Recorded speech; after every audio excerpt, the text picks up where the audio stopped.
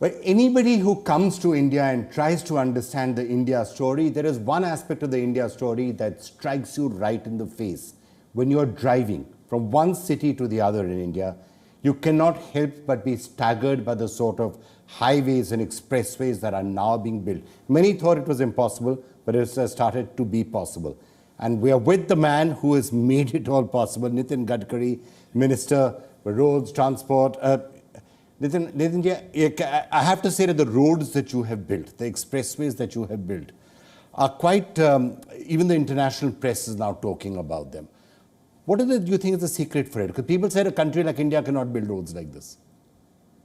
Actually, frankly speaking, we need to develop good industry, capital investment. Without that, we cannot eradicate poverty. Because for creating industry, we need water, power, transport and communication. Without this infrastructure, we don't have employment potential. And without employment potential, we cannot eradicate the poverty. So development of infrastructure is the most important priority for the government. And Prime Minister Modi ji has given highest priority for that. And it is a really great thing that we are developing the road infrastructure. And it's my estimate that in the end of 24, it will be equivalent to the road infrastructure of USA. And in quality or quantity? Yeah, it's quality and quantity also. We have 6 world record in this year. Actually, we have highest road network of national highway in the world. And we are now, the way in which we are developing the road infrastructure, the quality, using the best technology, using the best material. We are using municipal solid waste in the Delhi ring road too. We have used already 20 lakh ton of municipal waste. In Ahmedabad-Dolero Express Highway, we are using 20 lakh ton of waste from Ahmedabad. So way in which we want to protect ecology and environment, at the same time we want to develop the good road infrastructure, and we are doing for that. We are making tunnels of 2,50,000 crore. We are only making works in Kashmir of 1 lakh crore. We are making the road construction of 5 lakh crore in Northeast, Assam, Arunachal, Meghalaya, Tripura, everywhere. So all part of the India, we have given priority for that, and our budget is also good. At the same time, we are raising fund from the market. We don't have any resources problem, and 100% we will make it with international standard. I remember interviewing you in 2014, and you had said, I'm going to increase the speed of road construction from 6 or 7 kilometers to 30. And I was almost, you said, watch, we're going to do it, and I didn't believe it. And then it started to happen. And now, of course, critics would say there's some difference between single lane and multiple lane. Is the speed now of road construction much higher than it was earlier? Actually, when we calculate the construction of the road as per lane is concerned, it is the same. Previously, the same system was there with the international system. Today also, the same system, we are going by that.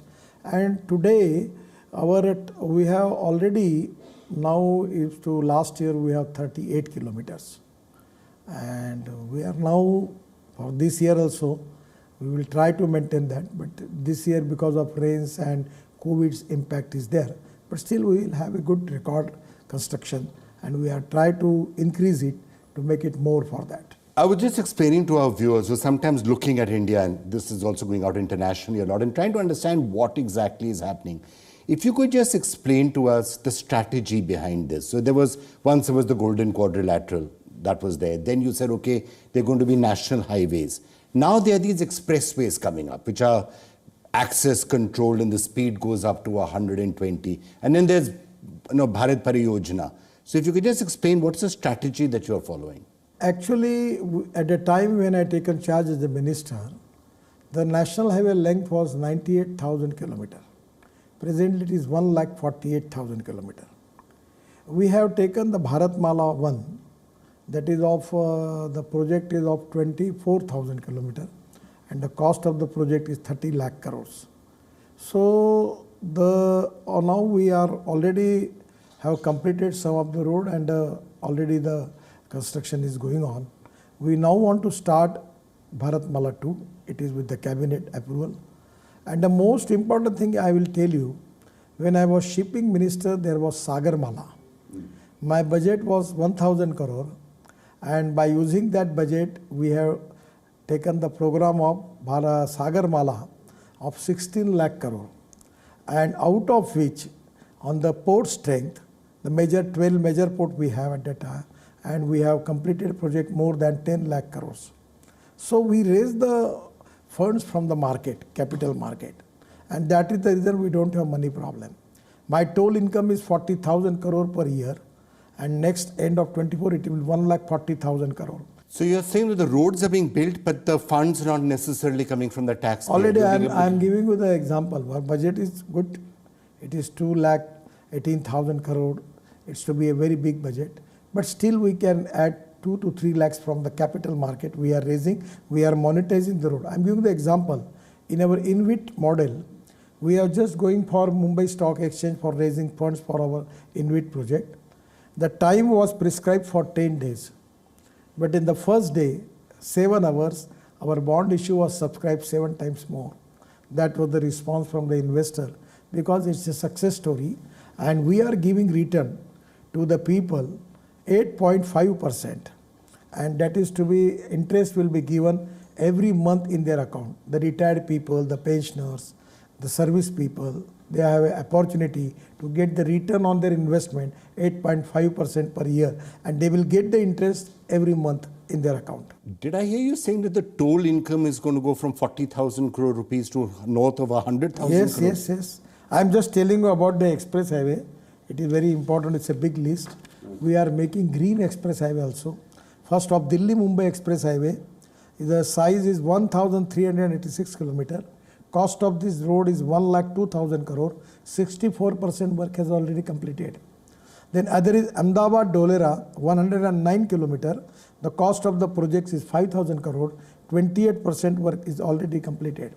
The Bangalore-Chennai, presently it takes 5 hours. It will be 2 hours from Bangalore to Chennai. From Delhi to Mumbai, presently it is 48 hours. It will be 12 hours. And from Ahmedabad to Dholera, it will be half hour.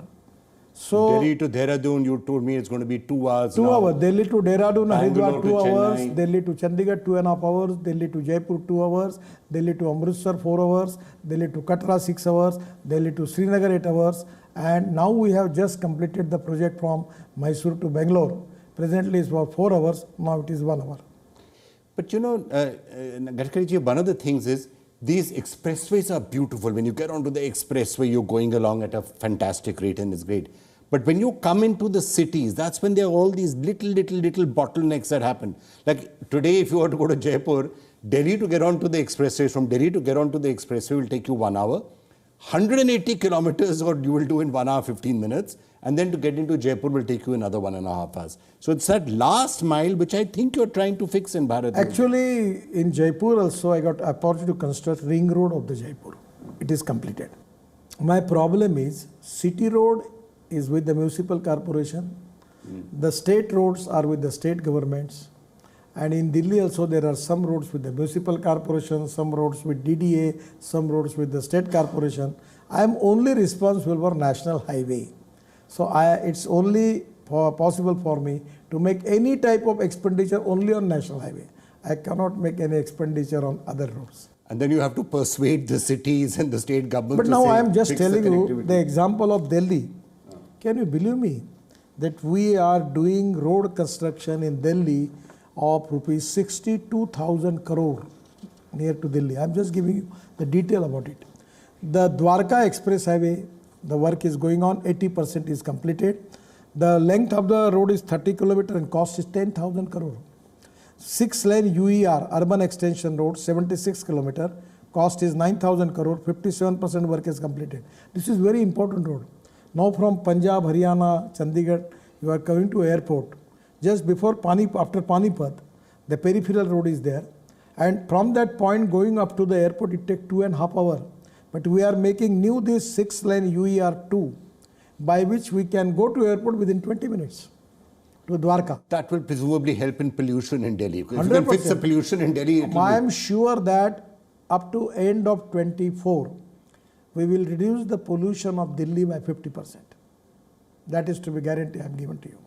50%? Yes. Pollution reduction. Because the Delhi's maximum pollution is because of the fossil fuel.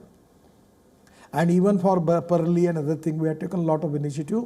100% will reduce the pollution of Delhi by 50%. One miracle, Gadkari ji, and I've asked you this question I think before also. No, you can build beautiful roads, that's not, and the fact that you've done that is very creditable. What has truly taken me by surprise is the fact that there have been no protests, no danga, no people parading around and saying, how can you do this? Because it used to be said, China can build roads and not India because China can just take people's land. India, you will have so much problem in land acquisition, you will never be able to build expressways. And yet you built a 1,200 kilometer Delhi-Mumbai expressway in what, 2 years, 3 years, and there's not been any ruckus over land acquisition. How have you managed that? First of all, we are given the land acquisition cost to the farmers reasonably good. Now presently it is to be more than more than the market cost. And actually what my feeling is, I am farmer. So we want to take the land with the farmer with the reasonable cost. We don't want to exploit them. The other important thing is environment, forest clearance, utility shifting, railway problems. There is a committee appointed under my chairmanship. The Prime Minister appointed a committee, infrastructure committee. We are every time taking the subjects, all related with the roads and other infrastructure projects. And the response from all the ministries is good.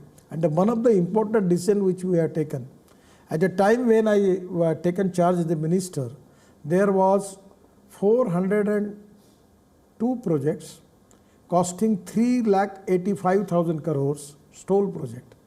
My department and my ministry saved the Indian banks from the NPA of 3 lakh crores, and we resolved the issue. And that is the reason that today, without having 90% of the land acquisition, without having all clearances from the forest and environment and railway, we have first of all we are given priority for utility shifting, and after that we are giving appointment date, and that is the reason we don't have any problem. But looking at the land acquisition point that you were just making, you're saying that earlier what used to happen was that the farmers were given 10% or 5% of what the actual value of their land was. So they were bound to protest about it. Now you are saying you're giving them higher in the market value of the land, so they're very happy to offer it up. Now people are coming to me, not saying that don't acquire my land. They are coming to me that you have already acquired this land, the balance land is with us, now you can acquire this for roadside amenities and other things. Because they are happy. We are giving good rate to them. And the fact you're paying higher for the land in land acquisition, you probably make that money up, right? By being able to do the projects faster without getting stuck in litigation, without getting... Yes. Actually, for the green alignment, for making expansion of the road, for the property, we need to give them reasonable acquisition cost. That is very important. Because in Indian situation, it was particularly there was a passion that with the low cost we acquired the land, and there was no, they can't appeal anywhere, and that is the reason there was lot of disturbances because of everyone was disturbed, and that the reason that after 2014 the new Land Acquisition Act which was passed. Fortunately, I was Minister for Rural Development at that time, because the death of Gopinath Mundeji, the Prime Minister has given me the charge, and the bill was introduced to the Parliament, and it's really a reasonably good bill, and because of that farmers are getting justice, and that resolved the problem. So once they're getting justice, they don't mind giving the land. Yes. One of the other things you were talking about is looking after the environment. So that will always be a problem. One is giving good compensation to the farmers. Sometimes to build those roads, you'll have to cut trees. In the Dehradun, Delhi one, you're going over the forest, you're giving wildlife corridors. So you have to balance the environment with the need to build those expressways and roads. We need to balance development with the environment. We have to protect the ecology and environment. For just I am giving you the example. For this we have 3 crores 76 lakh of plantation, out of which 3 crore 56 lakhs already it is E-tag. And now we have taken a decision that we should have a tree of 3 meter size. We have successfully transplanted the tree more than 1 lakh now. So we don't want to cut the tree. We want to protect it. You're transplanting the tree. Yes. And at the same time, the most important thing is regarding the road construction. Now we are planning to use bio-bitumen. We have a big project in Panipat from Indian Oil. The project is making bio-bitumen, 150 ton of bitumen per day and 1 lakh liter of bioethanol per day.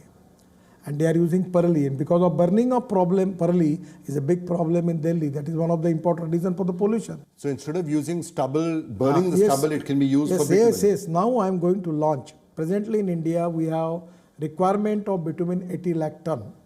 Out of the Indian refineries capacities of 50 lakh ton. And 30 lakh ton we need to import. Now idea is there is a tractor molded unit of costing 20 lakhs rupees. And it is to be proven technology from Central Research Organization and CSIR. They have present with the technology. Now we are formulating the policy by which farmers can make bitumen, and we will purchase from them, and they will get. Now presently the farmers are annadata. After that we started the green ethanol and other thing. We name it as Urja Data, and now we will make farmer as a bitumen data. And diversification of agriculture towards energy and power sector is the mission for me. I am working from 2004 on this subject. We have to protect the ecology and environment. At the same time, we need to increase the growth rate of agriculture and rural India. But the biggest challenge that will probably be facing, once these roads are built and everything is great, but I'm sure you feel that one of the most biggest inflection points that is now coming is with electric vehicles. The entire era of petrol burning or fossil fuel burning cars will go, and you will have electric cars coming. What can you do to make that change faster? How does India become one of the leaders in electric vehicles, not a follower? Actually, as far as the automobile manufacturer is concerned, the size of the industry is 7.50 lakhs crores. Now I am telling you, out of which 50% we have export.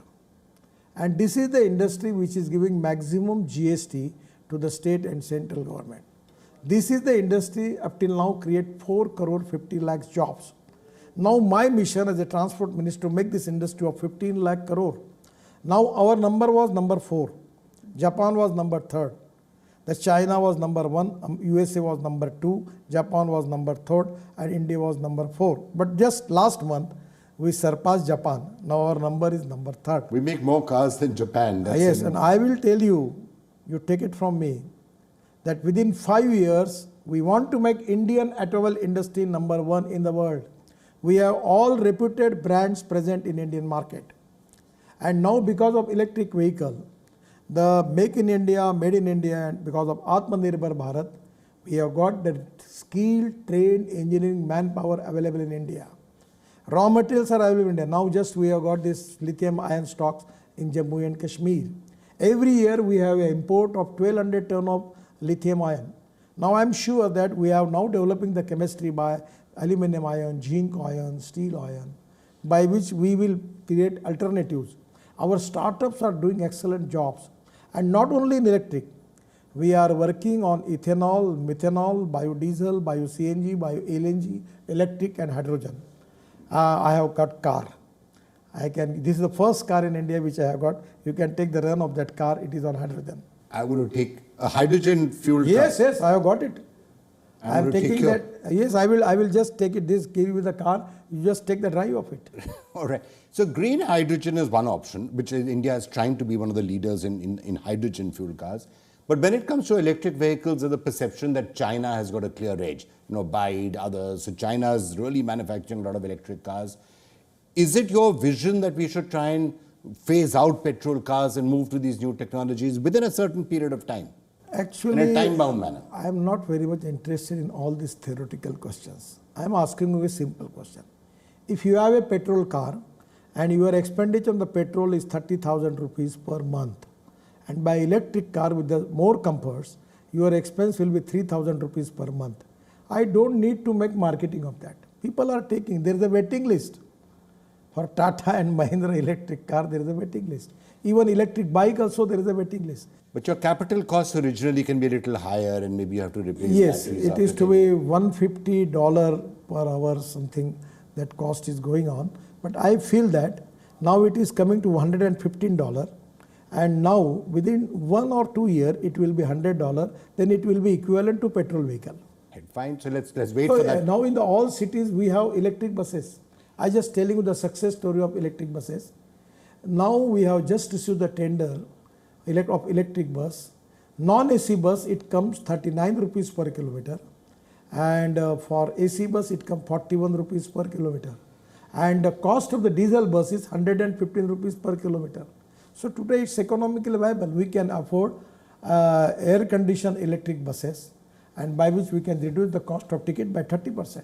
But what about the charging infrastructure, which is still not at that level? I know you're putting charging stations in those expressways that you're building. You go and see, I have got charging in my house. I will show you. You take the shooting of that. So there is everywhere the electric car, electric scooter. Everyone can charge his car and scooter at night in his house. And for making big, Delhi to Simla, Delhi to Mumbai, Delhi to Lucknow, where we need charging stations, we are now developing 670 roadside amenities on national highway, and everywhere there will be the charging station. You know, Mr. Gadkari, I'm sure you will be able to build the expressways, you'll be able to build the highways, you may even get electric cars to run everywhere, it could even be hydrogen. How are you going to teach the Indian people to drive and follow all rules? How is that going to be achieved? This is the lane or AC lane mein chalunga. How are you going to get someone to do that? You are absolutely correct. This is a subject where my success story is not very satisfactory. Every year we have 5 lakhs accidents, 1,50,000 deaths. There are problems related to road engineering, automobile engineering. There was some problem with the enforcement of law. We have already passed road safety bill, so we are taking action. The cameras, all things are there. There is a problem with the education also. We need to educate the people. And now I have come to conclude after 8 years, it is a problem of human behavior. कानून के प्रति डर भी नहीं और सम्मान भी नहीं, ऐसी विचित्र अवस्था में हमें.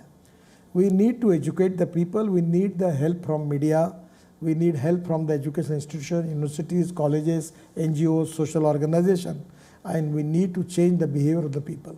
The same people go to Dubai. I mean, if you go to Dubai or you go to the Middle East, I was just coming from there, every single taxi driver and every person who's out there seems to be from India. Some of them are Pakistan, but a lot of them are from India. They're being able to drive perfectly fine there. They follow all the rules. They go in the same lane. They don't overtake the wrong side. We are taking a lot of initiative. You are absolutely correct. This is a problem. The problem because of we need to change the human behavior. They need to understand because the death in this 1,50,000 death, even you compare with any war, any COVID, any problem, the death, particularly in India, 1,50,000 death in road accidents, and out of which 34% deaths belongs to age of 18 to 24. Unfortunately, it's very bad. We need to stop that. That is the reason now we are taking a lot of initiative. We have a lot of program on the TV. The celebrities like Amitabh Bachchan, Akshay Kumar ji, they are all giving cooperation for that. And the day will come that we will change the human behavior. And 100% we are working on that. But still I am telling you, we don't have good results. We need to work hard for that. We are trying. Licensing, could that be the solution? Already it is started. Now you cannot get the license. There are 16 digital systems by which we have already simplified the system. Problem is the human behavior. When there is a red signal, this is that he should stop there. If suppose the lane discipline, he should to have the obey the lane discipline. The problem is helmet. For the two-wheeler, he has to, helmet is important for him for in the accident. It is very important for the safety of his life. But unfortunately, people are not taking seriously. That is one of the reasons. But still now the people, the human behavior is changing, but we need to do more for that. This is a problem. And sometimes I feel that in my own ministry, everything is a success story. But regarding road accident, I feel that we need to do more for that. We don't have a satisfactory result for that. Nitin Gadkari ji, thank you so much for talking to us. Thank you, sir. Thank you so much. Thank you.